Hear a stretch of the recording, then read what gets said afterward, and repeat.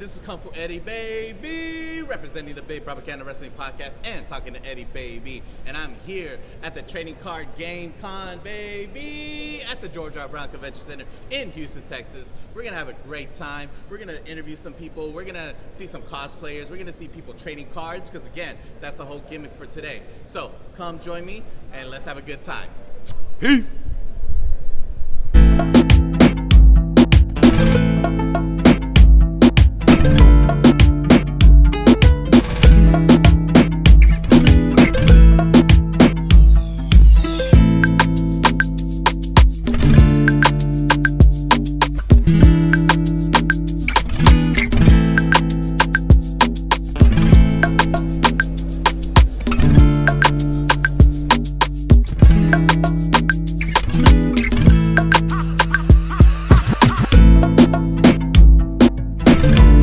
What's up, everybody? This is Kung Fu Eddy, baby, representing the Big Propaganda Wrestling Podcast and talking to Eddy, baby. And I'm here with a special guest, the most beautiful, voluptuous, very, very wonderful person, Britt Barron, baby. How are you doing today? Oh, I'm doing great, especially after that intro. I mean, come on, I gotta hype you up. Like I told her, I was gonna be nervous, but once the camera's on, I'm gonna be hyped up. I gotta keep you around, you know. I mean, hey, we'll exchange numbers. Anyway, so obviously one of my podcasts is the Big Propaganda Wrestling Podcast, and you were in a special program that I love dearly, even though for me the mainstream media didn't really give much of a glow. See what I did there? So how did you feel about being a part of such a big program like Glow? It was a dream come true. I mean, it was like the greatest experience I've ever had. I'm still... Should we pause? No. You can keep going. Okay. I'm still best friends with like that cast.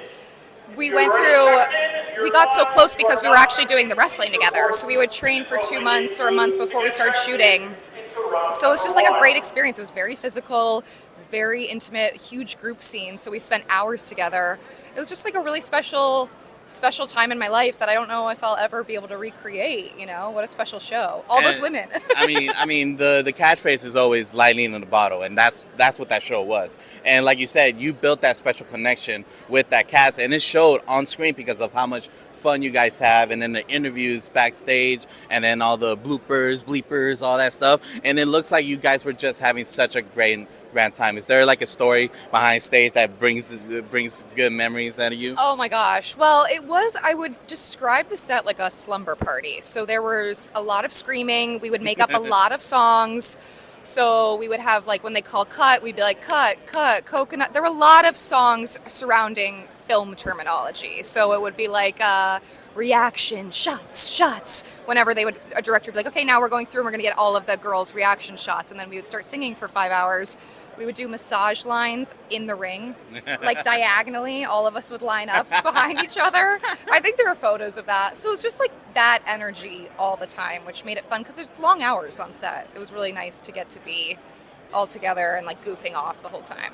Awesome. And I think another reason why Glow was so successful, especially for us hardcore wrestling fans, is because you had wrestlers to help you out, like Chavo Guerrero Jr. and Awesome Khan. Mm-hmm. I mean, she was the well-felt queen. Yeah. So you not only did you have people backstage, but you also had in camera. Was it a lot of pressure for you, or you felt like really comfortable because, oh no, I'm gonna get this character right, I'm gonna get the culture right because of these guys?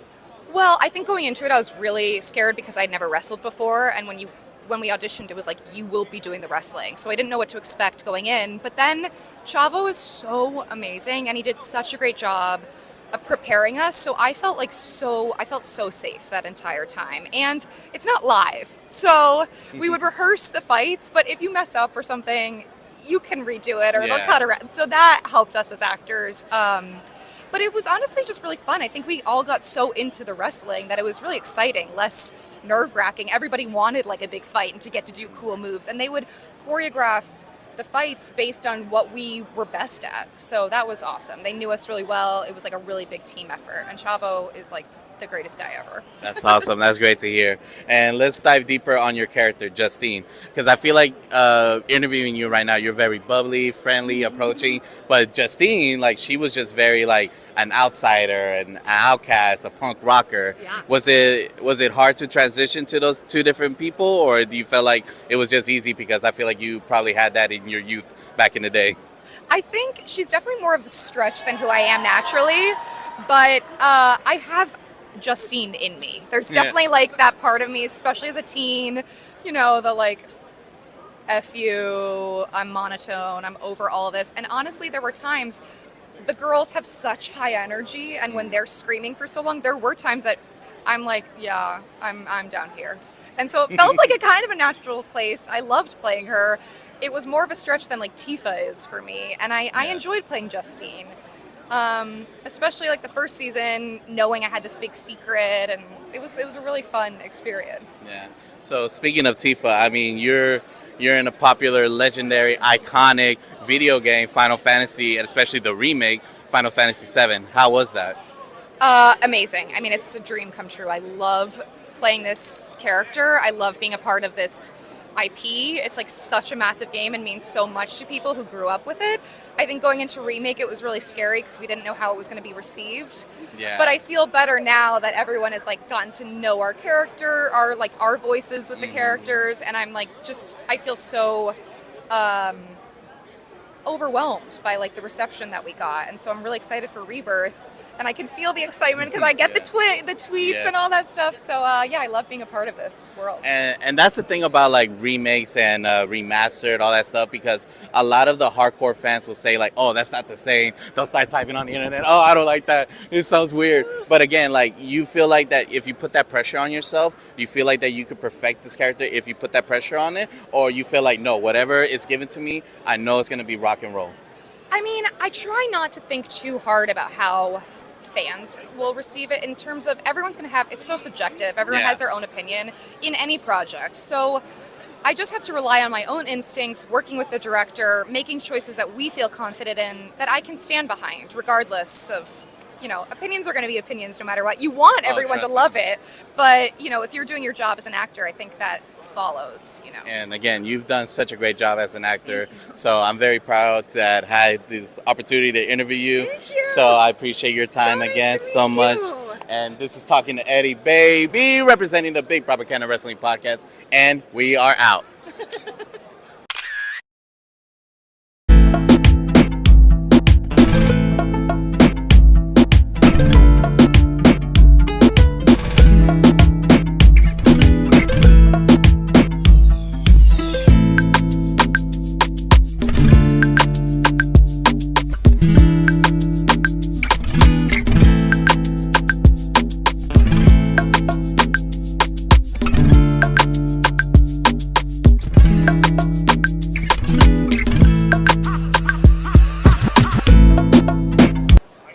What's up, everybody? This is Kung Fu Eddy, baby, representing the Big Propaganda Wrestling Podcast and Talking to Eddy, baby. And I'm here with a legend. You don't even recognize his voice, but I guarantee you, if you look down at this table, you'll recognize his voice. Mr. Mark Thompson, baby.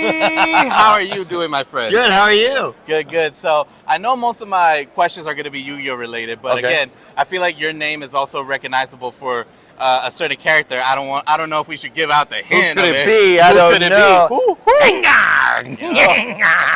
So again, where did you get that opportunity for the Pokemon franchise? Oh wow! It was one of my earlier jobs. Like I answered an ad in Backstage, so it's like an actor's paper, and they were just looking for voices, and I answered it and got in, and it was one of these things where I started off kind of being like one of the trainers in one of the villages that for like one episode, and then it just started snowballing, and they're like, oh, try this one and try this one, and it's been 20 some odd years and I'm still doing it now. So. My goodness. And the main thing, like I always learn from like voice actors, is that you don't know how much of an impact you will have until you do conventions like this. So do you feel like that doing those voices really brought you like not really like fame or fortune, but like at least a sort of a joy of satisfaction of bringing a character to life, especially the ones that don't have a voice.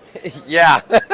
Yeah, I mean, yes to all of that. I mean, it's been so amazing to come to shows like this and meet fans because it's like you said, like 20 years ago, I just felt like, oh, here's a gig, here's a job, I'll just do this. But you don't necessarily connect the dots that there's like kids that are watching this religiously and like every day they're like, you know, obsessing over it the way I might obsess over like Star Trek or Star Wars or something like that. So to then now meet people that grew up with this has been very moving and fulfilling, and so absolutely. But it is funny that like, you know, I do a lot of character voices and I do, you know, a lot of, you know, human being characters, but it is funny that some of the more popular things I'm known for is these creatures that they just say one word over and over and over again. So it's, I mean, you would funny. think like it's a quote unquote easy job, but at the same time, like you can't say Gengar, Gengar. No, you gotta say it creatively because you gotta bring emotion to it. Yeah, like, you gotta say Gengar in a sad way. You gotta say Gengar in a happy way. Exactly. You gotta say it in an angry way. So like. Where does all that inspiration comes from? Is it just by the characters' facials, or just by the director telling you like, okay, he's feeling this way, right? Let's do it that way. Yeah, it's a combination of both. I mean, it's funny. I went to school for acting, and one of the things that we did in acting school was that we trained in this technique called Meisner. And one of the exercises they do in Meisner is you just take a word or a phrase and repeat it over and over and over again, like blue eyes, blue eyes, blue eyes. And you pick different emotional intentions to attribute to that word because they're trying to teach you that it's the intent behind the word more than it is the word themselves. So oddly enough, that like prepared me for Pokemon because you just say the same word over and over, but just with different emotional intentions. So, and then I have an amazing director like Lisa Ortiz, who's here, directs the Pokemon show, and she's always pulling really stuff out of interesting takes out of me. And she's like, I don't want to be a pain in the butt, but let's do it this way. And like she has a very specific idea of how each of those moments needs to sound. So we do put a lot of effort into it. It is not just saying like one word, you know. So. But it can feel kind of silly after a while. And do you love that pressure? Like oh, like okay, I couldn't do this, or does it get like frustrating? For the most part, I love it. I love the challenge of it, and you know, sometimes it gets a little hard on the vocal cords after a while. But I do want to try to make it as unique and specific to those moments as I can. Dude, that's awesome. So again, a lot of the fandom that comes from you is from Pokemon, but for me personally, is Yu-Gi-Oh. Nice. That was my first animated show that I saw in either, what was it, a W Kids? Oh, yeah. Like, yeah. So, obviously, as you can see, like, he voiced Duke Devlin. Yeah. Like, he's like one of those guys that Dimension the dice. Nice try, Yugi. That's awesome. That's awesome. Because, like, again, he started off, like, I describe some of these, like, anime villains as, like, the Fast and the Furious franchise. They start off as being a villain, but then they go back to being the barbecue. So I've never heard it described that way. That's really good. I mean, that's all. Like Vegeta, like Bakudo, like anybody. They start off as bad guys, right? But then they just no, come on. Let's like introduce a fact. Come on now. Hey, how are you? Like I said, I'm a professional podcaster. What's your name? Lily. Lily, nice to meet you. Hi. You see, fans from all ages. See, OG, Gengar, myself, all this new stuff you do. Gengar. That's so awesome. We just wanted to say hi and see Oh, what yeah. you're doing. Yes. Can you reach down there and there's like a little bag of toy Pokemon in there? Look at that. It might be in the in the orange one. Oh, no orange one. Sorry. No, you're fine. Do you like Pokemon? Would you like one? Thank you. You're welcome. This is an example of connecting with your fans, guys. Look at this one. You're gonna get that one? I don't know what it is. His name. Yeah, you can pretend you know it. She's terrible with names. Yeah, after I am 151, too. I'm done. Yeah. I tapped out. It's hard to know them all. Yeah. 500 or 600. And I still play Pokemon Go, but like I said, after 151, I have no idea. No. It looks like Rattata, but it's not purple. almost said rice. No. Oh, that's Nita. Gonna tell me. Yeah. Nita. Yeah, it's a Nita. Like Nita Queen. Nita, yeah. Yeah, I remember that one. Well, awesome. Thank you. That's Guys. awesome. Yes, nice No, to meet thank you. you. Thank you. Thank you so much. Right. And so again, how was that feeling, man? Oh, it's great. Yeah. I mean, just to see, you know, what is interesting with voiceover is they don't know my face, so they don't know me. So, but when I do the voice, then you see it register like, Oh my God, you know, yeah. so that's fun. That's always fun. Like it's one of those things that like you never imagine, like especially with like the female voice actors voicing teenage boys. Yeah. Like, I'm over here like being a sexist. Like no, it has to be a man. They're like no, it's actually a woman. Much like better. Yeah. What? Get out of here. So going back to the Yu-Gi-Oh and the family barbecue. So again, like with Duke Devlin, but one of my personal favorites that I did my research correctly is Raphael. Yes. Dude, yes. Raphael was the man that humbled Yugi. Yeah. He humbled him so good to the point that it's like, yeah, that's my guy. Yeah. So how was it going from like a cocky, arrogant like Duke Devlin to like a guy that's in a mission to try to prove himself like Raphael? That was pretty cool. Like you said, like to you know, actually stand toe to toe with Yugi and like, you know, put him down. Like that was pretty fun to do. It was really cool. Yeah. And I like how tough and like seal of very calculus, you know, it's really deep and low. just the way every single time you say "Seal of Arikakus," it brings some joy to me. So again, I really appreciate your time, my friend. Yeah, no again, problem. I really hope so that we could get some Funko Pops of Yu-Gi-Oh. Yes. Again, like that's the ones I collect. Yeah, I would. Yes, I would love that.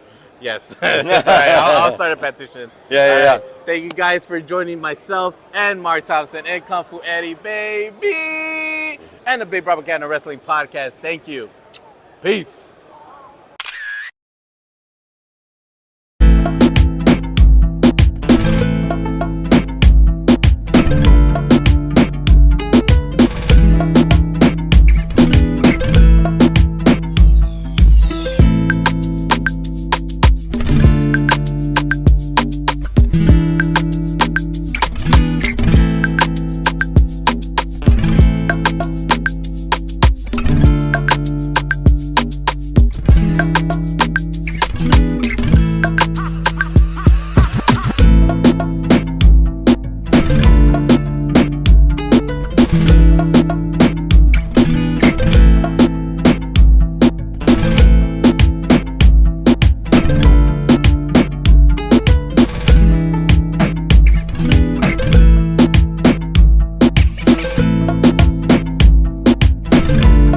What's up, everybody? This is Kung Fu Eddie, baby, representing the Big Propaganda Wrestling Podcast and talking to Eddie, baby. And I'm here with a legend.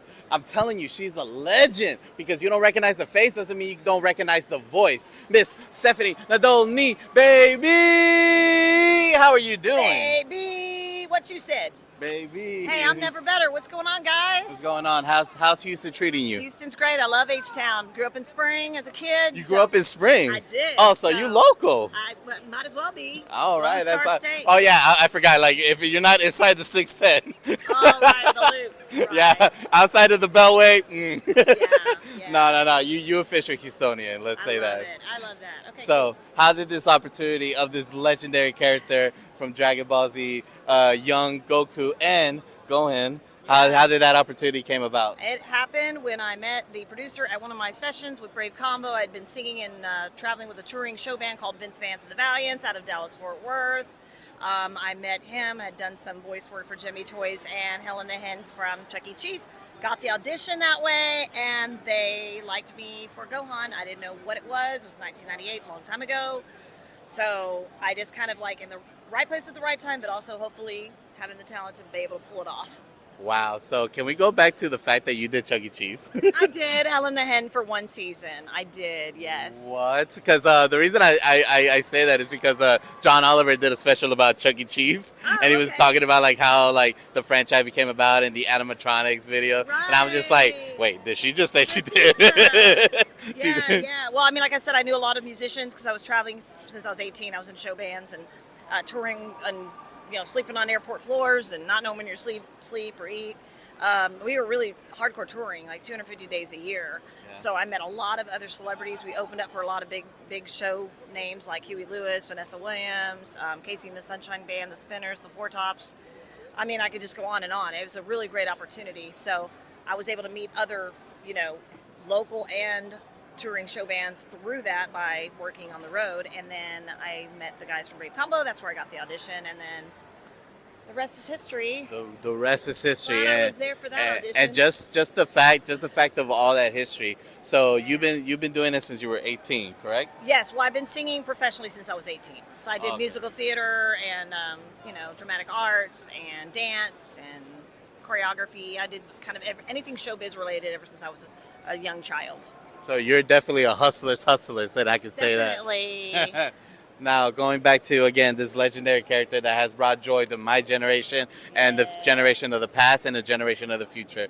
As I went about with Mr. Thompson, is that like when I'm thinking about voicing actors, especially when it comes to boys, I'm thinking men. Yeah, I don't know why until I started getting older, and I was like, wait, it's a girl voicing it? Yeah. Have you ever had that, like, almost like a, not really, I don't want to find another word, but discrimination? Has there ever been that, like, kind of that way, like, you can't voice a boy? Right. I think it's all just different opinions, but when I did come to the audition, I didn't know what anything was related, what anime was or anything at that point. So I naturally auditioned for the female characters, Bulma, Par, Chi-Chi, all of the females. And then at the end of my audition, the guys that were there, it's kind of like three judges, well, let's try a little boy voice. And I had done funny voices since I was a kid for fun. So I just threw out what I thought sounded like a cute little boy voice, and they liked it. They said add some rasp to it. Did the raspy voice like this, and they liked it. So, and then Goku's up higher like this. It's kind of the same voice, but less rasp. And so it just, One of a kind right here. Man, that's crazy. And also, like, one of my other questions for the other voice actors is that you think that, like you were saying, you just went in audition, you just did a gig. Have you ever thought in that moment, that first day you were in the booth, that you thought that all those characters that you voiced were going to be as legendary here at a Comic-Con or any Comic-Cons in the world? 5 years later, no. I had no clue. No idea. In fact, there was a hiatus there from when I was doing the voices and doing a lot of, appearances, New Zealand, Australia, back in 2000, 2002, 2004, and then even into the 2008 and 2009. But then I thought, well, it's kind of like over. Like, I didn't expect anybody to really think much more about it other than they watched it when they were a kid. But what it is it's nostalgia. And it's just like what we grew up with. When I grew up, I grew up with disco music. Well, that's my thing. Or Looney Tunes, or whatever it is that you watched when you were little. That's kind of instilled in you. That's why pop culture and things like that are so important. And that's why we have these Comic-Cons and TCG. If you like video games, you like anime, do you like cartoons, do you like artists, vendors, there's, whatever. There's something for everybody, and there's no misfits here because we're all misfits, and we all come out and hang out and, have fun.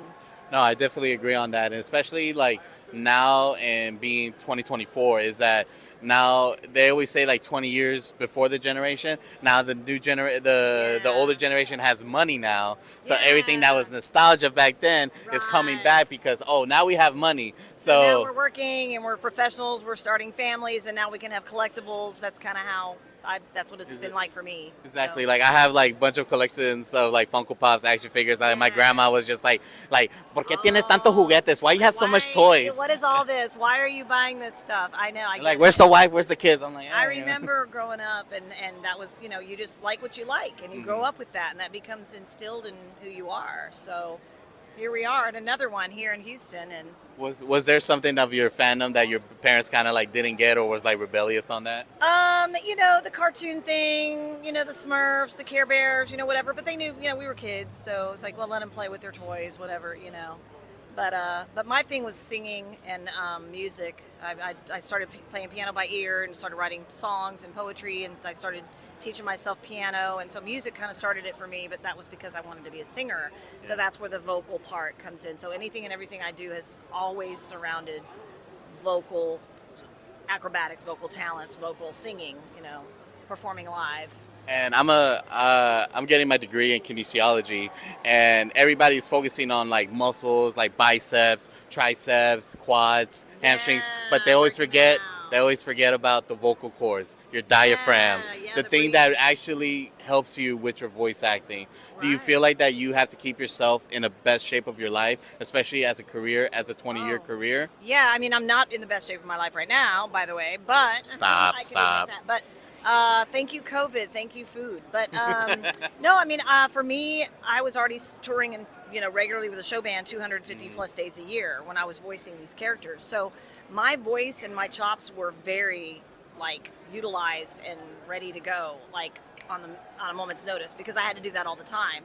And I was working out at the time. I was full on dancing and touring and all that stuff. So my body and my voice and it was at its best. So that for me, that's just like I was always using my voice. So right now it's just a matter of auditioning, getting a new agent, and trying to find some more work. But I do the Comic-Con appearances, and this is my favorite part of what I do. I get to be face to face with people like you and fans that grew up watching it and help them through hard times. If you're getting So much hard times. bullied at school, I know what that's like. Being in my line of work and being in small towns and moving around a lot, it was hard for me to fit in. So, now that I'm older, I use my platform to help kids either with mental illness or that might be going through hard times at home, domestic violence, addiction. I do a lot of stuff for kids, to try to kind of like empower them. And a lot of kids watch this show growing up, and it helped them through hard times. And so I'm just so gracious and to be a part of something like that made such an impact, being that it was such a big show already in Japan, and then now it's still going with Super and movies. And so I'm just really grateful that I get to get out here and do stuff like this and fit into this crazy Comic-Con scene. I love it. No, well, again, I appreciate you because you.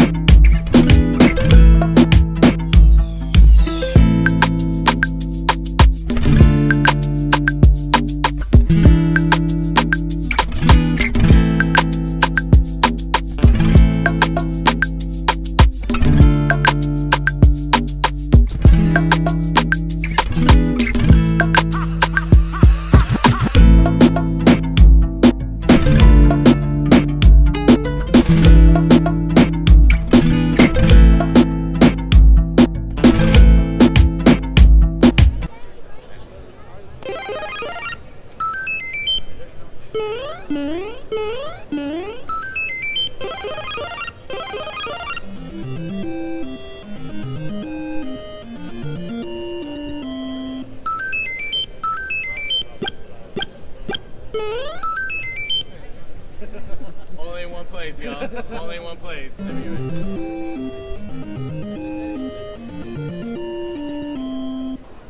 What's up, everybody? This is Kung Fu Eddie taking a mid-break of the Trading Card Game Con with my boy, the Great Shinobi.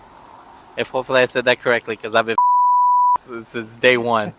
I was like, say that again, one more time. The Great Shinu. The Great Shinu. There you go. There you Hopefully I say it right. Am I gonna edit it, produce it? I don't know. It all depends on my day, how I feel. So what's up, man? It's been a while. You're the last homie of my great podcast conquest to get a nickname. I know. So again, you got the party girl. I'll let you know which one's that one. Okay. Yeah, I know which one Front row Phil because he's a basic. And then we got the president. I'll let you know. And then the great what? Shinu. The great Shinu. Alrighty. So, man, how do you feel about the con, man? It was pretty good, man. Not too bad. It's not too not too big, not too small. So it's Goldilocks. right there. Goldilocks. It's just right. Right there. Yeah. Right in the middle. Yeah. Man. It wasn't too crowded. Not a lot of people. So it was just right. Yeah, it was pretty good, man. We got, thanks to you being my cameraman, we got great interviews. Which one's your favorite interview? The one that I did? I like the one with Gohan. I like that one a lot. Gohan, yeah. Yeah, because I always say English is not my first language, but neither is Spanish.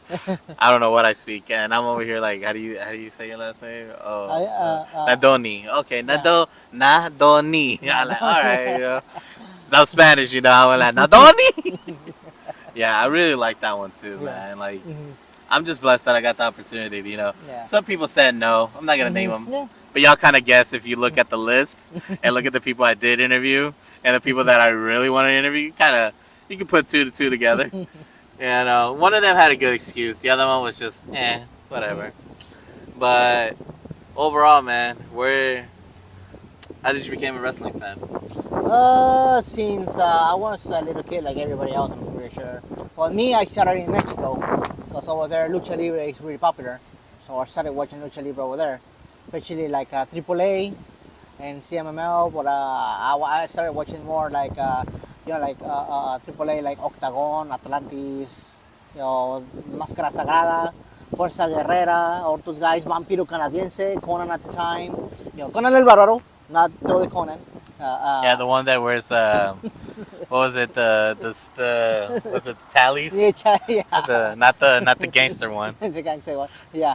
And it was pretty much like in the 90s. I remember like just watching that. I mean, over there they had like little comic books. They were more adult oriented, you could say, but they were still like comic books, and people they will buy them and stuff like that. So yeah, but I became a fan since I was in a little kid in Mexico. Then whenever I came over here to the US, I started watching WWE, but then WCW came out and they started brought out the Lucha Stars. That one got me hooked up big time. Yeah, because you were in there because every wrestling era has an era, and I feel like the '90s era was 90s, definitely the boom of the lucha libre, the lucha style. Yeah. And then nowadays it's all about the super kicks, and the Canadian Destroyer. Canadian Destroyers, the bombs on the apron.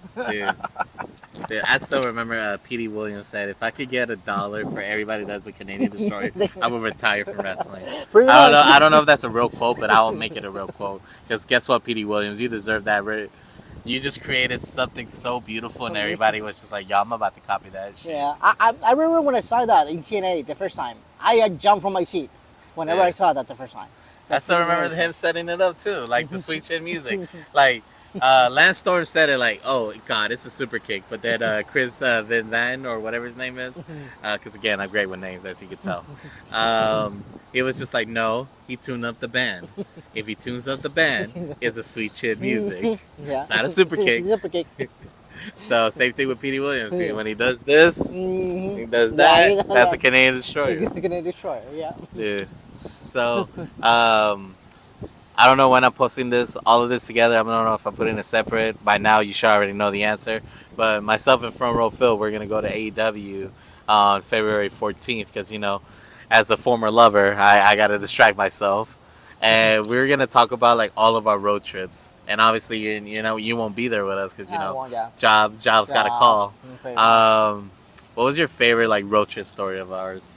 Oh man, I don't know if you were there or maybe you were. I was there. No, I don't know. That was the one we did like after Wrestle Circus, and it was like a little storm out of nowhere coming out. And I don't think I was there. No, you weren't on that one. That was I'll tell you one. a storm that I kind of punked out was the one when we were trying to go from Martinez. Oh yes, I remember that one too. Oh, that one was so crazy. bad. I even told you like, hey, can you message shit and see if we can do a refund or something? Yeah, never got back to us. Yeah, that was like we were like right there, like we passed Conroe, and then we see a black cloud just coming towards us, and then showering with like storms and all that, and I was just like, I don't know, guys, my tiny little car, I don't know if I can do this. But definitely the one with Wrestle Circus I don't remember. But can we just talk about how much magic Wrestle Circus was? Like again, like I just wish the content was available because I would be down to do a watch along. I know for copyright reasons, I don't know if I'll get stopped, but I'll figure it out because I know I want to do a watch along with the homies. Like we do like a Zoom call and then we all join in and we be like, hey man, let's watch this Wrestle Circus. But what's your favorite memory about Wrestle Circus? Wrestle Circus, I mean, man, it was a little special. Because before Wrestle Circus, what everybody remembers, and I'm pretty sure, Hey, let's go across the street for Subway. You will see like Orange Dude, Cassidy up if there. you if you know the subway across 800 Congress, Yes. you see it. That's how much memory I have of Wrestle Circus. I remember the address so perfectly. It was 800 Congress, and right across from it, no matter how hungry we are, if we wanted sushi, we wanted Chinese food, we wanted a water burger. No, none of that option. The only thing was open was what? Subway. Subway, because we eat fresh, dude. Shout out to my other boy. I'm not gonna say his name, but because he doesn't. Oh no, so you're not the last one. It's a white man. Oh. There you go. I'll call him the white man for now. So the white man caught the Lucha Bros without their mask. Oh, you did. Yeah, he did. He told me about it. He's like, yeah, man. You know, like I saw the Lucha Bros and they looked like they were normal. But then once I told them like, hey man, I love your work, that's when they started freaking out. They're like, oh no, and I'm like, no, don't worry about it, man. You know, just make sure you hide your tattoos. I mean, you got freaking like Pentagon with like Cero Miedo in his freaking palm and all that. Palm. So All sleeved up. all sleeved up. You know, with the Perros de Mal claws. You got Ray Phoenix with the. You know, so it's hard to hide. Yeah. You know. But yeah, like it doesn't matter what you're hungry for. Subway is the answer. Subway. We're gonna get Subway. Go to 7-Eleven, get your Gatorade. Call it a day, man. And you will see Trent in there or Orange Cassidy. You mentioned it. Yeah, and what's his name? The guy with the other guy from Best Friends. Oh, Chucky T. Chucky T. Yeah, the one that nobody remembers. You will always see them there, always. Yeah, man. I remember. It was, they love their foot long. Yeah. Pause if needed. But yeah, like you said, like as much as the owner doesn't want to admit it, it was the Texas version of the PWG. Yeah, it was. And I just wish that he would have just sold some DVDs. He would have just done some extra streaming venues or whatever, so that we could have kept the product going. But either way, if it wasn't for Wrestle Circus, we wouldn't get AEW. Yeah, we wouldn't. Yeah. So again, it's like one of those amazing memories that you know. I wish I would have recorded more like you, because you sent me a screenshot. Hopefully I'll post it right here, because you know, with my hand's magic, of someone doing a flip, and we were like right there, like Yeah, that. we were right there, like on the second row. Second row. With the old faces. Yeah, because we never could get the first row, no No, matter we how never. quick we try to do it. We never get first never. row, no matter what. Even front row Phil was disgraced that day. 'Cause he's like, I cannot get no front row. I don't know why. But yeah, so this is our midpoint of our vlog. I don't know. Like I said, I don't know if I'm putting this all together. I'm separating it. You'll find out once I post everything. But definitely with my boy, the great Shinobu, right? Shinobi. Yeah, great Shinu. Shinu, and the Kung Fu Eddy baby, representing the Big Propaganda Wrestling Podcast and talking to Eddy baby. Peace. What? Hey, hip hop, yeet! No yeet!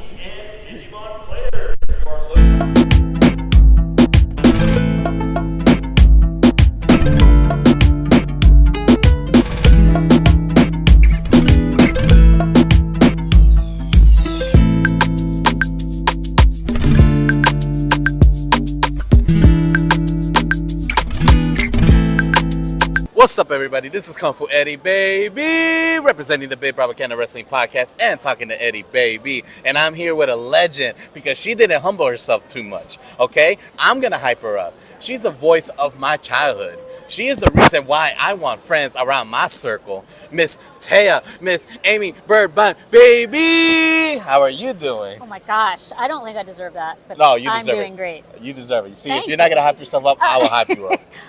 You can be part of my hype squad. Oh, I of course, like it. of course. I like it. That's what everybody's been telling me, Oh man. my gosh, thank you. So again, you're part of my childhood, especially with Yu-Gi-Oh. How did that opportunity came about? Well, I had been in the 4Kids circle by the time Yu-Gi-Oh came on the scene. So I was in the talent pool, and I just auditioned, and I hardly even know if there's more story to it. I just auditioned, and we just seemed to kind of fit. She's a very sarcastic, very sort of sassy character, and I seemed to sort of naturally get her. I guess I don't know what that says about me, but of course. But yeah, so she was probably Max was my first regular role on Pokemon, and then Okay. and then Taya was my sort of second big series Okay. character, and I had no idea it would grow into the franchise and the fandom that it did. I mean, I had no idea it was going to have the kind of staying power it did, and Yeah. it surprises me to this day that people still. And again, that's the main question I always try to ask all the voice actors, because for you guys, your mentality is that I'm in the booth, I'm doing a gig, Yeah. that's it. Now the franchise is about to turn 20 years, 25, Yeah. and you're still here. Like, even when we were waiting in the line, your fans come up to you, they hug you, you embrace them with such love, and I appreciate that so much. So with that being said, like, have you said that you never thought this character Taya was gonna be this big? No. I mean, I never really expected her in particular. I mean, I think we probably all had a sense while we were doing the show that we were doing something really significant. Yeah. But my character in particular, who doesn't duel, who's always in the background going, "Yay, friendship! You can do it."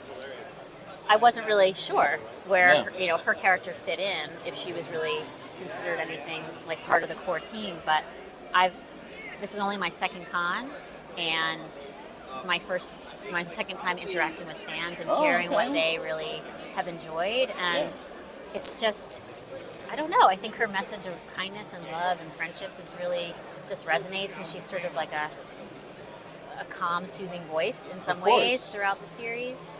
Of course, no, I totally agree. And like living in this world, like, I'm an adult, like, I never knew like some of the things that I was gonna deal with as an adult. You know, the paying taxes, having to own a home, mortgage, all that stuff. Yeah. I never knew that. I want to go back to being a kid and just watch my cartoons and just call it a day. 100%. But I always try to tell everybody when it comes to like supporting characters, like, everybody's focused on the main table. They forget about the legs. So please give yourself some credit. Thank you. I will be the legs. They won't be long legs, but I will be the short legs. No, of course. And like I said, like, your character, like, even though you say it's in the background cheering and all that, have you ever had people in the background in your life cheering you and going on for your career? Yeah. I mean, my family, always. family? My mom, my brother, my kids, always- my husband. That's all of beautiful. it. Yeah. That's beautiful, because again, everybody needs a support system, and that's why me personally, I love Taya. Like, you gotta have that support system.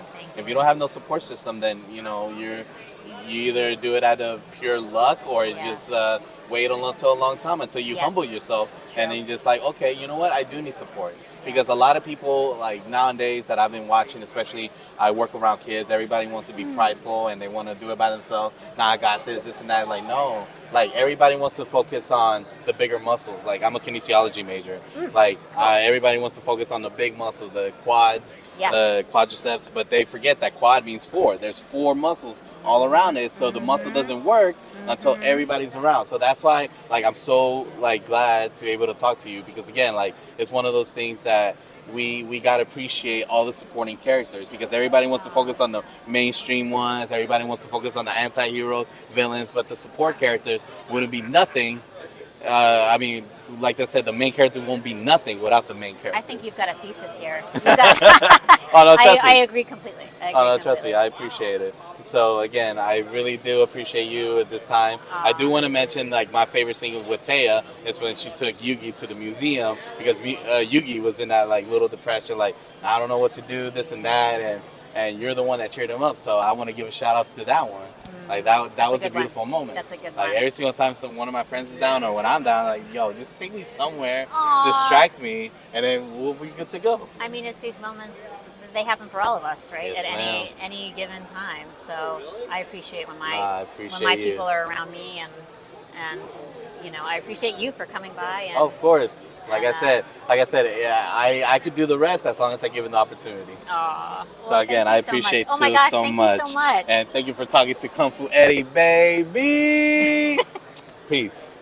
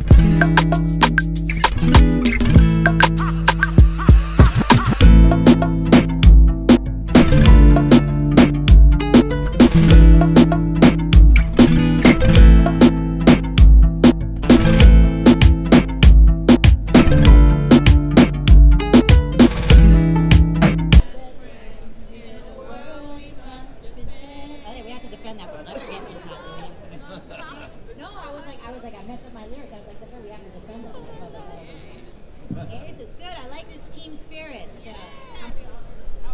Hi. I'm excited. All right. It's really cool. I'm Evan here. I will be hosting the Pokemon panel. I did the Power Ranger one earlier, which was dope. I work on ETG Con once a year, so I take full advantage to be a geek. I am geeking out as we speak on this table, but I'm gonna do an introduction from each of these actors at the table, and you'll be surprised who they play. All right, first we have Lisa Ortiz.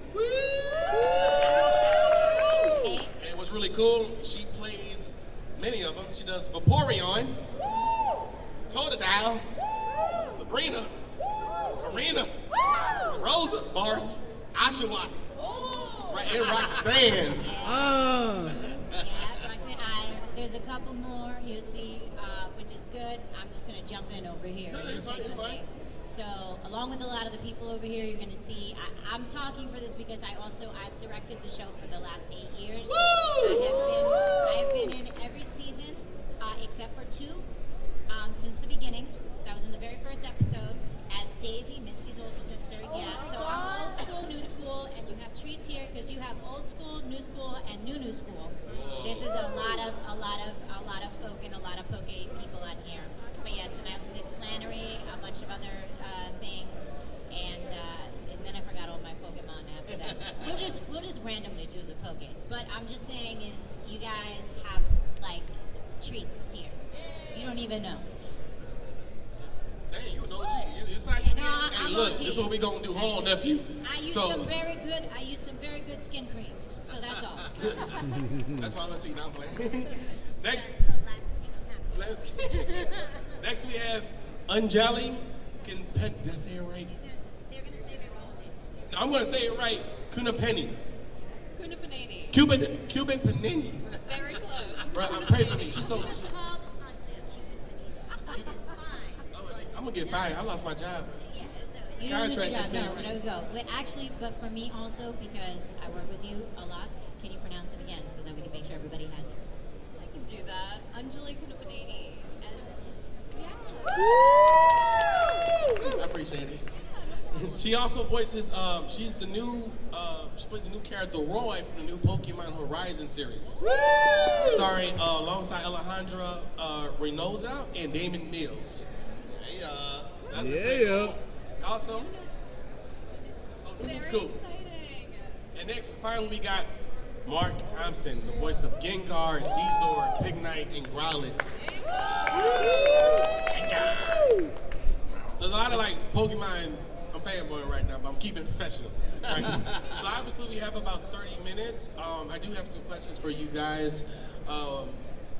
For you guys to get into these characters, what is the preparation from? Even if it's just to play a Pokemon, what is the preparation for it? Well, it depends on who you are. If you're me, if you're Erica, who is sitting at her table over there, who also does the voice of Evie and a bunch of the other ones over there, if you're her, you're doing it for a month. You're like sitting there, you have a thing, she has a whole thing set up. You're Mark, you're like, wait, which one was that again? He has so many Pokemon that like I have seen him like do like, this man has done like 10 Pokemon because there's 1,000 of them, right? I would venture to say 990 of them are probably Mark Thompson. But yeah, so I'll be like, I have to play him himself so he can remember his things. But for me, I will say is doing this for a while, I physically have fun with it, and it's very cool. And a lot of times it's being inspired by the future. It's been a long time, so I'm gonna let you guys answer, especially you. I mean, I have voice study Pokemon, so this is specific to a. This is specific to the character that I play, which I won't go into extreme detail because the series is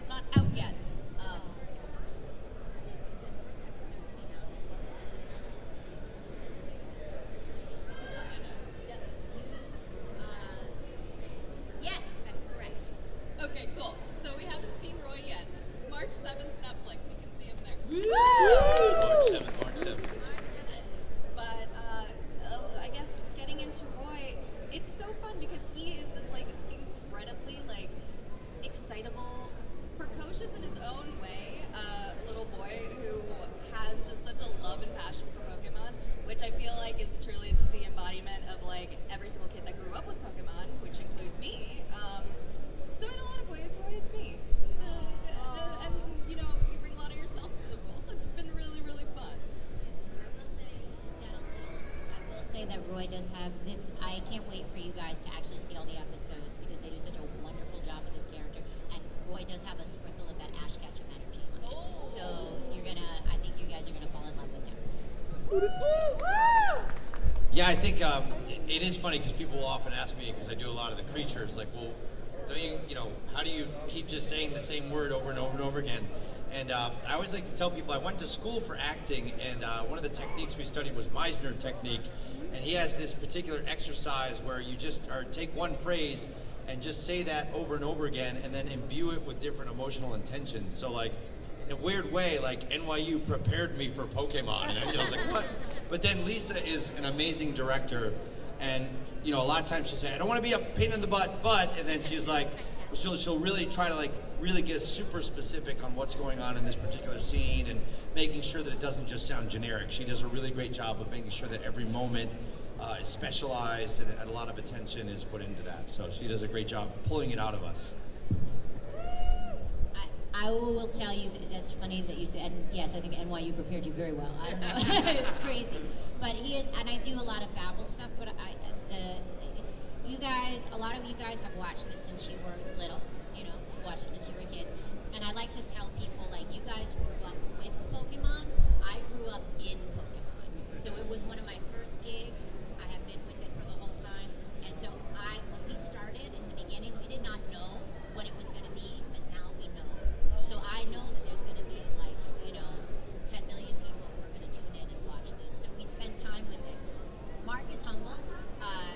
He has some of the craziest. I could give him a whole conversation that the Pokemon are saying, and they'll do that. But I treat Pokemon like little kids because I feel like that's the way that it is. It's like those are the toddlers, or like the 2-year-olds, or the 3-year-olds. They may not know how to talk, but you know there's a lot going on in there. They have a lot of opinions. So that's how I treat the creatures. I've been informed the mic is on, but luckily I was stage trained also.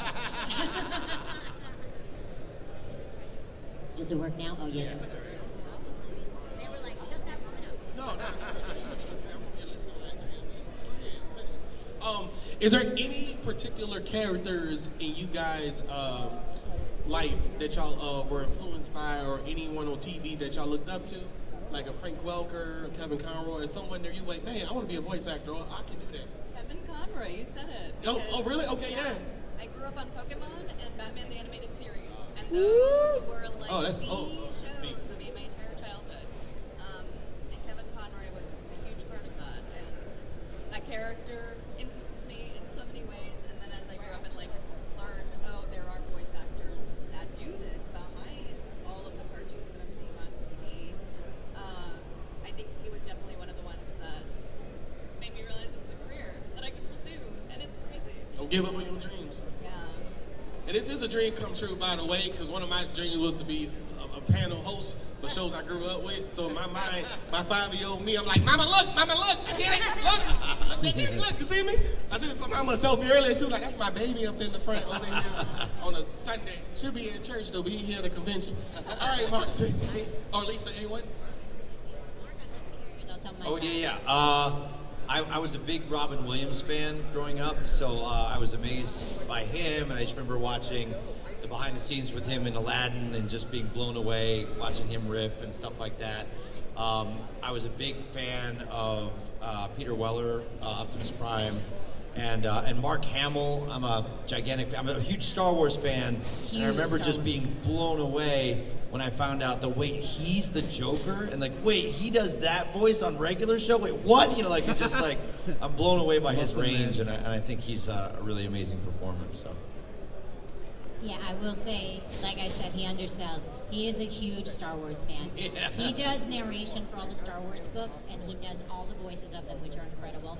And also, he is the man that I know, I don't know who's here, who is a fan of something and has t-shirts. His collection of Star Wars shirts will put you to shame. Yeah. I literally would come in every day and I'm like, which one are you wearing today? I think I saw, he went a month and he didn't wear the same Star Wars shirt once.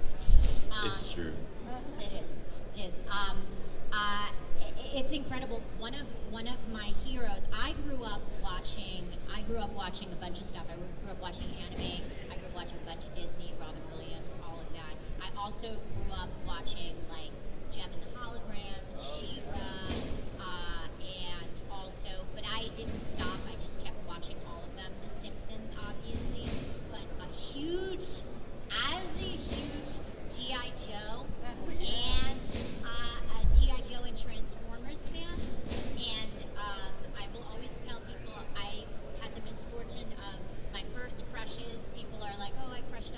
crushed on that. My first crush was on Cobra Commander. Hey, yo. And Starscream. Lisa. Yeah, exactly. And I was like, this is why my life turned out the way that it did. But I got to meet, and when I moved to LA for the first time, I got to take a class with Charlie Adler, who was an incredible voice in my growing up, and I geeked out. Yeah. I also did geek out just randomly because I'm a G.I. Joe fan, and I did a show with Sergeant Slaughter. So yeah, which was very cool. But that's because I'm a I like how you say, yeah, the TV Chris. I grew up watching, I'm only 30, I'm still, I'm a kid. Apparently I'm still a kid, but I hurt my knee, I sprained it, so yeah, I feel it. I grew up watching Totally Spies on that, so I had a crush on Sam, so I used to tune in, and I used to get in fights on the bus, like, nah, bro, Sam, my girl, I like Sam too, you know? Like I said, this is a 30-minute panel. In the next 5 minutes, we will be doing a Q&A if I have any, but don't worry, I have a lot of questions. What does it feel growing up being inspired by something and actually living that dream and being able to be that working artist? What does that feel like when your agent calls you, your manager says, hey, look, you got the part, and all that work that you put in and grinding to play those characters, regardless if it's on screen, off screen, what is it like being to walk into that realm knowing that you're doing it? I think that's all to say something, yeah. Okay. Yeah, I mean, it's amazing. I feel completely blessed and lucky and undeserving, and just you feel like you want to pinch yourself all the time, and it's a huge honor.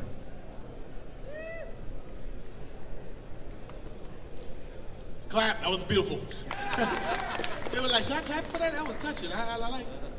All of that, and plus, I'm a big crybaby. I will cry when I am happy, when I'm sad, when I'm angry. So, whenever I get a really good phone call, I will just sob. And so, I don't think I told you, but I did cry about Pokemon. Yeah. And I'm going to tell you about the next story. I'm going to tell you about how I cried. Yeah. Okay. Just a lot of crying about Pokemon. That's normal. But yeah. So for Pokemon, for basically any moment where I've had just my childhood is like becoming, or my childhood dream is becoming a reality moment, which it's impossible to like comprehend. But in that moment, the emotions overwhelm you. I just cry. See, no, that's cool. I started a while ago, so I didn't even know this was going to be a job. I couldn't even tell you. If you talked to me when I first came out of school, I didn't know that I would still be here today. No one of us knew that. But also doing that, I looked up to so many things. When I actually did the auditions for the new show, Horizons, this is something that's important to me, very important to me. So I'm going to get a little serious for a second. But when I did the auditions for Horizons, one of the things that I took for granted and I knew coming out is that even when we were doing 4 Kids, I was one of the few, I'm Puerto Rican, okay? I was one of the few Latins who was out there, and one of the very few Latin women who was doing a lot, as much work as I was doing at the time in animation. And so when we had our auditions, I'm a huge Castlevania fan, right? I am huge. So I went in, and when I didn't even know that she had done it at first. Like, she came in, I just liked her audition because I listened to everything I had cast too. I was like, this girl's good. And then they're like, oh, she's from Castlevania. And I was like, oh, I love her. So she came in, and I was like, I love your work, because I'm real calm about saying things like that. I'll geek out behind the scenes. But I was like, I love your work. And she was like, I am so excited to meet you. And she had also done Winx. We both did Winx Club. Oh, wow. She had followed me, and one of the things she said to me, and I'm excited to think, she's like, I've always wanted to meet you because when I saw you as Latin, like Lisa Ortiz, that you were doing this, she's like, that made me think that I could go out and do this also. And for me, that was, I work hard, I do my stuff, I grind, but for me, I was like, oh, I guess I'm OG. But it made me feel really good, because I don't think people realize is that there's a lot of representation that happens, and that kind of stuff is very important for people coming up, especially when you see a show like Pokemon that's good about it. That's my thing. I have a friend here. He here right now. I ain't gonna call him out, but Yeah, and And that's when I cried. One of my friends, so actually, two homies, they left earlier, but they obviously they excited about Pokemon Rising, and of course I told them, like I sent them a photo of you, and they geeked out, and they marked, and they said, wait a second, they here right now? And, yeah, they at the booth, but so like growing up in New Orleans, Louisiana, we have this southern thing called brother and auntie. So if I saw you in church, I'm like, hey auntie, how you doing? Not in person, so when I see Lisa like talking, I'm like, dang, that's auntie right here. Like I'm listening, like, yes ma'am, yeah. I'm just trying to make sure they, but Zeno says that to me. Really? And I'm like, that's cool. I'm Titi Lisa. I actually met Zeno. He's a really nice guy, by the way. Really cool dude. I got so many questions because we're on time. Man, I'm geeking out. Hold on. Do y'all have a favorite Pokemon? Yeah. Do we? Yeah, I know you do, because you do 1,000, you work with a lot of Pokemon, so I just want to know, does any particular one? Okay, I can say this now right here because normally I ask that and I'll have different answers for everything, but my real true favorite Pokemon is Gengar. So, And he good in the video game too. Have y'all played Scarlet and Violet? Gengar! Well, that's so crazy. Wait. I will say one thing. Mark, can you do me a favor? Can you come in? Can you fly?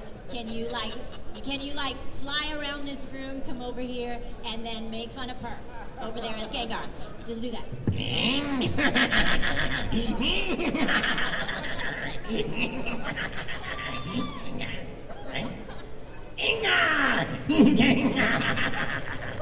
Well, that's crazy. I love his reactions. If we get in trouble for that, I take the blame. I take the fall. Bro, you're like a soprano in a way. Like the way you operate is so like it's like this is her behind. I'm like at the dinner table, like, can I get some steak? I just want a piece. I just want a piece. I don't want no, don't tell her. Give me a slice. I will say this, anything that's going on here, I do not work directly for the Pokemon company that's there. We provide the voices for these shows, but we are not the characters, we provide the voices for them. But what I will say is that it has been, the Pokemon is a family like anything has had. And we started in New York, and for nearly 20 years we were straight in New York, and then they opened it up for both sides of the coast. But a lot of these guys that you see have been doing these for so many years, and we are always very happy to get new people in. It is, as much as it's a family for you guys, it is for us too. I keep just, hey Jelly, if you need this was loud. Oh yes. I hope you guys can hear what I say back there. Let me if y'all can hear it. Y'all can't. Like, I'm getting trouble, so let me hear it. Yeah. What was the question? Our favorite Pokemon. My favorite was Lucario because of the movie. I just have an affinity for any of the Pokemon that can talk. Meowth was like a very close second to that. I don't know what to tell you. And it's Gengar. Sorry. Are we surprised? There's like the Gengar and the Charizard like next to each other. We'll get to him, but Gengar wins by personality by a yard.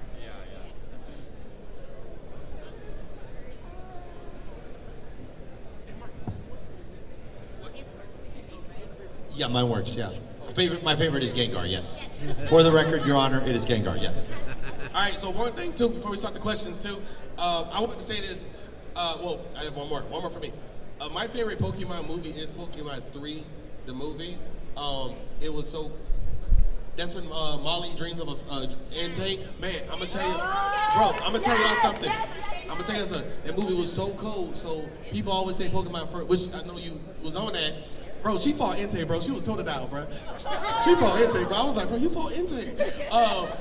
Pokemon 3 has always been my favorite movie because of the story and the plot that Charizard saw, like, his homie getting, his mama got kidnapped. And Charizard was like, wait, hold on, that's the homie, hold on. He flew out, saved him, and the story and plot was so important. But the first Pokemon that Ash let out to fight Entei was Totodile. A water type, and he lost. But Entei was so undefeated. But obviously, now, like, looking back, my childhood kicked in, names in the credits, like Pokemon 3, the movie, and the phone. Somebody I know doesn't mean, and let me stop. Do y'all have a favorite Pokemon movie? I would love from people that are in the Pokemon family. Y'all can use this mic here, because this one works the best.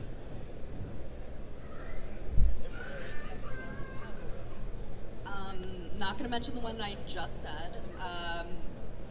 The one where they, with Latios and Latias, and they're in like the Venice city, that was so underrated.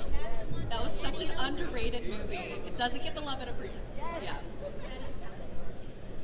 Yeah. It was gorgeous. I mean, it was like basically Venice, and I loved that movie. Latios and Latias, love them. Yeah.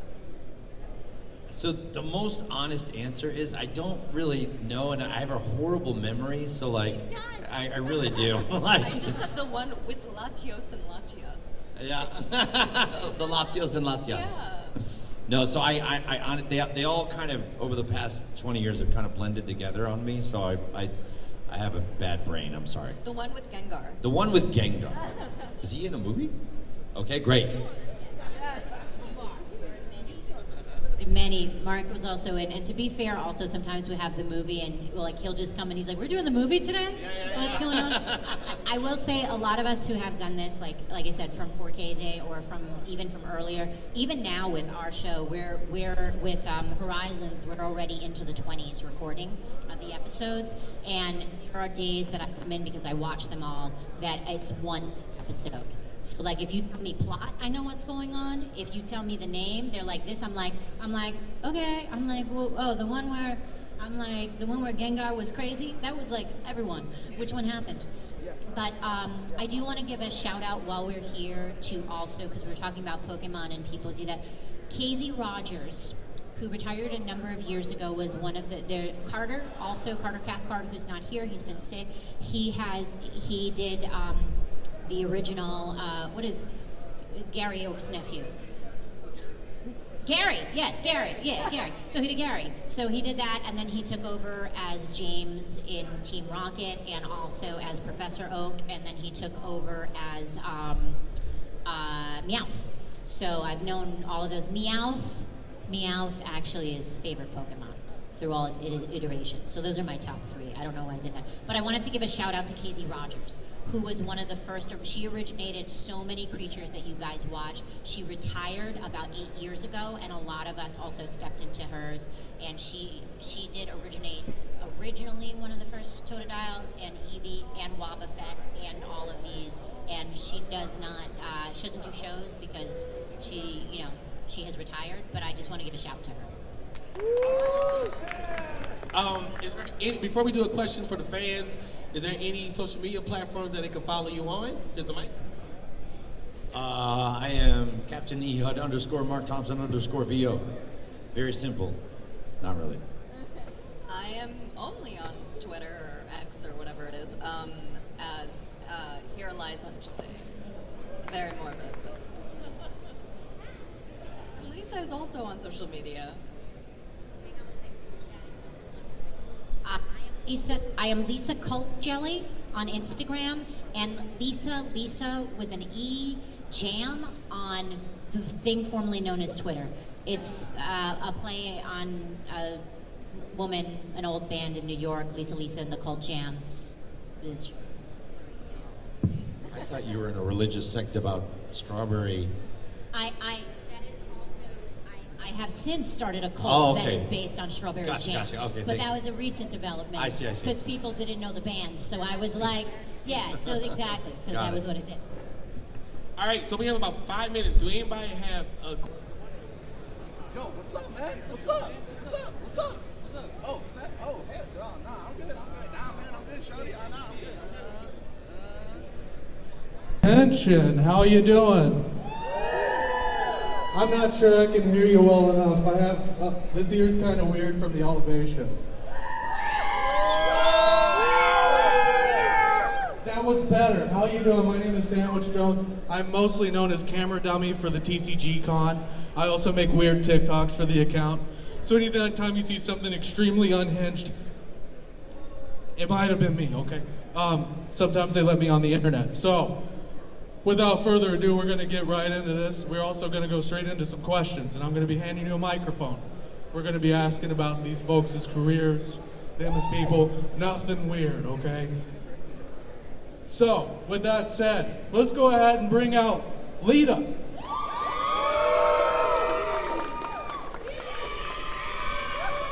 For Pete's sake. Wherever you want to sit, boss. These are not people you want to upset, so I'm going to be super cool. Wherever you want to sit, you just... Okay, I'm going to pick right here. And up next, we've got Mickey James.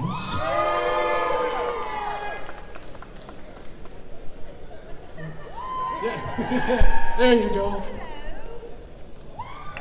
Give it up, folks, for Pete's sake. Let's...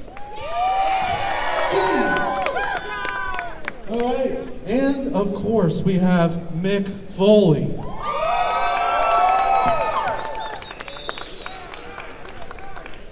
And I'm going to pass out, so if you need to know.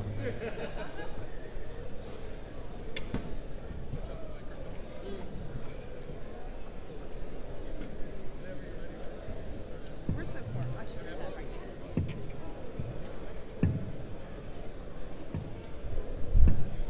Everybody doing good? I'll tell you, before we start, one thing I'm happy about, like, this is a panel. Usually when we go someplace and there's 3 or 4 wrestlers and then we're like, oh, what's our panel? Like, oh, it's just you.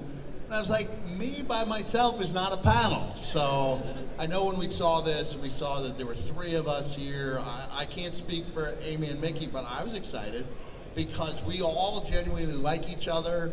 I've known Amy for 30 years, Mickey now for 20 years because I met her in OVW 2004, and so we're happy to be here. We hope you have some good questions, and we hope we can put some smiles on your faces and possibly, just possibly, encourage a few of you to make that short walk down to our tables at the end of the panel.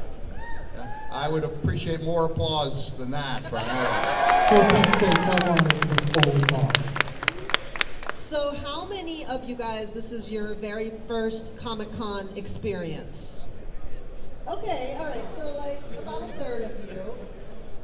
Some of you guys I know, because I've met you already, are kind of indoctrinated to this Comic-Con world. But let me give you a little bit of a heads up. These panels, we think of as like clubhouse talk, like off the record, where the real answers happen, okay? But the only way those real answers can happen is if we put our phones away. After you get the pictures, get like sound bites, whatever. But the less cameras and... Late as some of them. If you want to get things signed, if you want to get selfies, photo ops, get in line for those now, pay for those now, and get it out of the way. Thank you guys.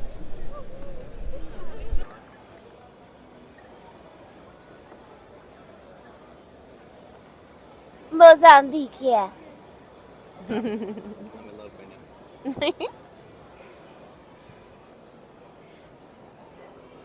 And brother, I actually I was trying to be all beautiful. I did my hair and everything, and then stood out in the rain. So I just ended up looking like me no matter what. It's all right.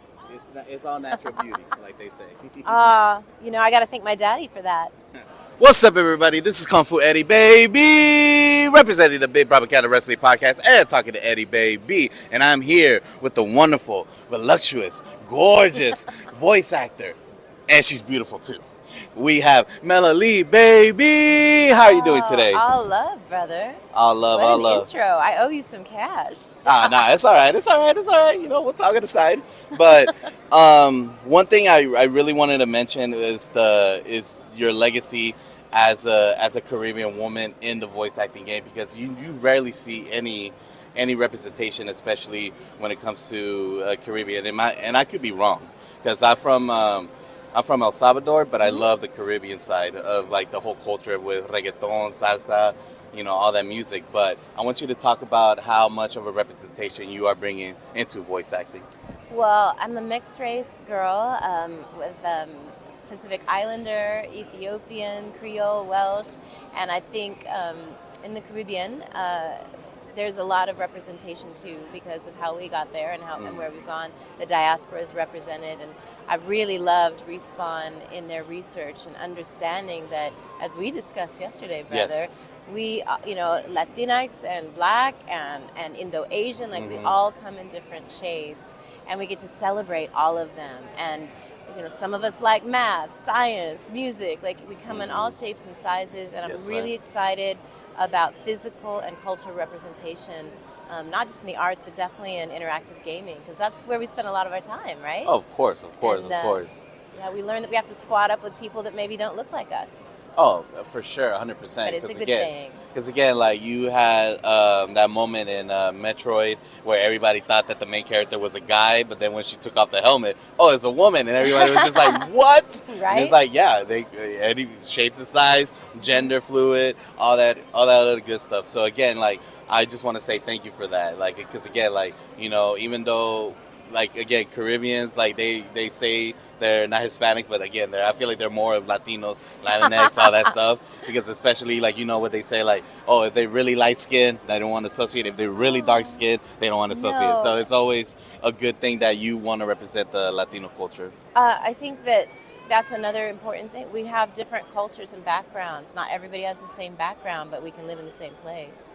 And I think that is important that especially with the internet and us connecting worldwide, that we aren't ever just one thing, and I think it's really important because sometimes it's like saying what an American looks like. Yeah, That's exactly. a ridiculous sentence, right? Of course. Because we're from all over, and I think people get to celebrate the cultures they're from, and that looks different than what some people expect it to, right? Oh, absolutely. And like we talked about it yesterday. We had some chats before you guys We were had some here. chats. That's how I wrote down all my questions. I'm the daughter of a beautiful black man, and some people were like, well, but how do we have permission to represent our culture if we don't look like what people expect that culture to look Exactly. like? And I thought we can't be anything that our parents are not. Exactly. Right? And some people are out there, and you might have gotten, bonus parents, like you're adopted. And so you grow up in a culture that you may not genetically be a part of, but it is your culture. And I think it's important for us to talk about cultural diversity, and it means really we're looking for authentic representation, and it doesn't always look like we think it's going to look. And so I would just encourage everyone out there, you are beautifully, wonderfully, perfectly made, just as you are for your purpose. And it may not look like what people expect, but if you don't see it, that means you're supposed to be it. So there is a place for you to step into. Message. Anyway, so speaking of representation, I mean, Respawn did, like you said, they did their research. Yes. And what a role that you had with Lifeline. Good brother. I mean, that's what I wanted to hear. Anyways, so again, like you go into details of the opportunity, because like you said, we talked about it yesterday that you had an opportunity to voice Jade in Mortal Kombat 11, but you thought that was the bigger role. But let's talk about how big this role was. I think I was cast as Jade probably about the same time, if not before, Lifeline.